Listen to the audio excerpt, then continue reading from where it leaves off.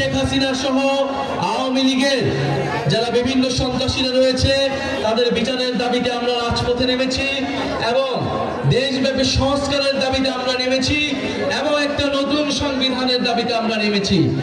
এই নতুন সংবিধানের জন্য আমাদের একটি গণপরিষদ নির্বাচন লাগবে, যেই গণপরিষদ নির্বাচনের মাধ্যমে বাংলাদেশের সাধারণ মানুষ, বাংলাদেশের অভ্যুত্থানকারী জনতা বাংলাদেশের আগামীর নতুন সংবিধান নির্ধারণ করবে।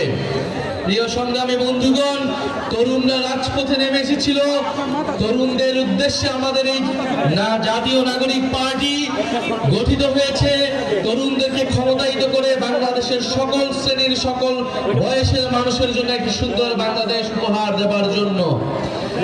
তরুণরা এবার বলতে চায়, তরুণরা কোনো দাবি নিয়ে রাজপথে নামতে আসেনি, বরং তরুণরা দায়িত্ব গ্রহণ করতে এসেছে। এবং আপনারা যারা মুরব্বীরা রয়েছেন, আমাদের মা খালারা রয়েছেন, আমাদের চাচারা বয়সীরা রয়েছেন, আপনারা আমাদের অভিভাবকত্ব গ্রহণ করবেন, জাতীয় নাগরিক পার্টিকে পরামর্শ দিবেন। জাতীয় নাগরিক পার্টি সাধারণ মানুষের নাগরিকের অধিকার আদায় এবং মর্যাদার জন্য কাজ করবে।